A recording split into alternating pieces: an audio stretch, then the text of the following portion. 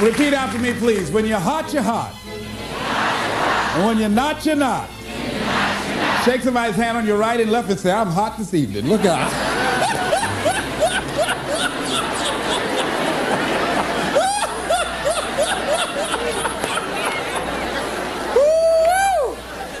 Let me tell you something.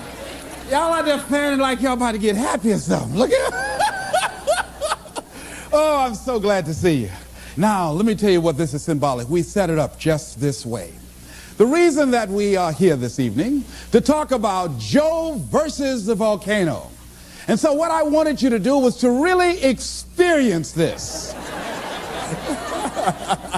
Now, what is it when you're near a volcano that's boiling over and about to explode? What is it that you feel that lets you know you are in the area of a volcano? What is it you feel? Heat. Oh, I know. You feel heat, right?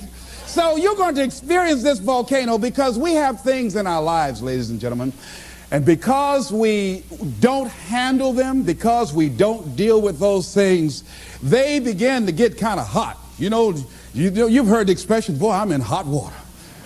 Have you ever heard that before? Yeah. And that means that there's something that you're in, that some dilemma that you've got to handle, something that you've got to deal with. So let's begin to look at this guy called Joe versus the volcano, and let's see what's in it for us. I took the liberty of changing some things to enable them to be symbolic for us. And Tom Hanks plays this role, and for those of you that have not seen the movie, it's about a guy who was going to work every day. It was very depressing. I mean, when you see it, I mean, the photography is very dingy looking and gray and very dim lighting, and the people are going and looking drab, doing the same old thing every day in the same old way. Some of you work with people like that. There are faces that you wish you never ever saw. Am I right? I mean, if you never saw them again, it would be too soon. Am I right? I'm going right, all right? So this is what was going on. This guy was going into this job where it was a dead-end job. He wasn't happy. He was miserable, and many of us can identify with that. He knew that he was capable of doing more, but he had really given up on himself. He had really sold himself out. Yeah, some of us have done that. He made a trade-off. For whatever reason, he decided to do this. That's why we can identify with him. And the volcano is symbolic of the challenges that we invariably face in life, of the problems that many of us run away from handling. And he had to handle this. And how did he come in contact with this volcano? Well, what happened was he was going to this doctor constantly. He was a hypochondriac because he wasn't living his purpose. His dream had not found his life work. He would create illnesses for himself. And so what happened in the process, this doctor decided, he set him up really. See, when you're not living your goal, you go through life living like a victim. People can set you up for anything. They can run any kind of game on you and you go for it. I had a saying when I was in radio, stand up for what you believe in because you can fall for anything. Well, Joe didn't believe in very much, including himself and his dreams, see? So he was very vulnerable. And so Joe was set up by this doctor. This doctor told him that he had a rare disease and he had 6 months to live. This disease was called a brain cloud. Oh, Cadumbo Joe went for it. He believed it. But you know something? It changed his life. It changed his life.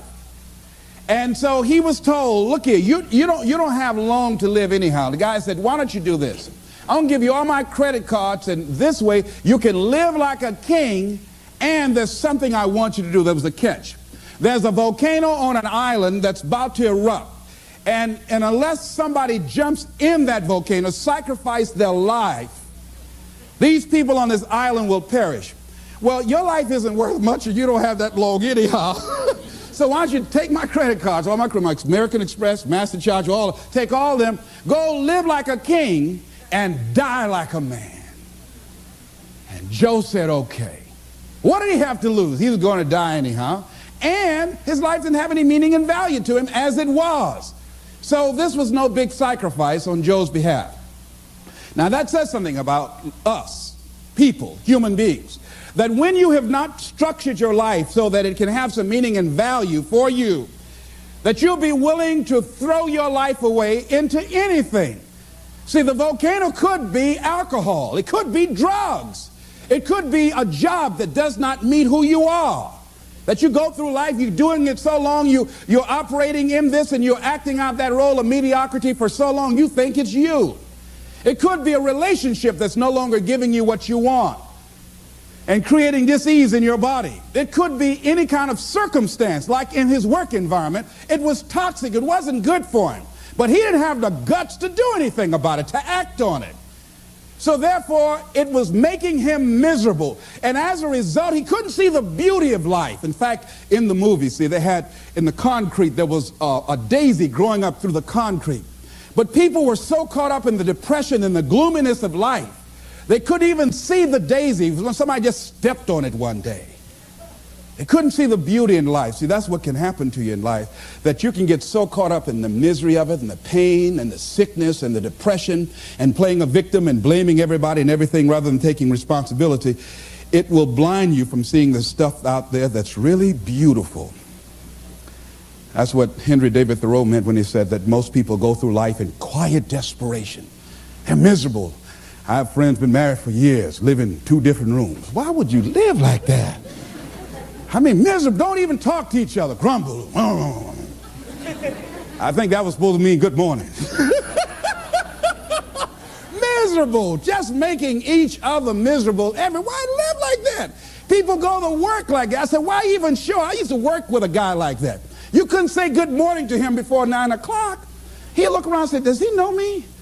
Anybody know me? No, you don't talk to me before 9 o'clock. I don't play that, all right? I mean, there are people like, how many ever work with people that are just grumps? Raise your hand, just miserable. Why show up? Come in complaining every day.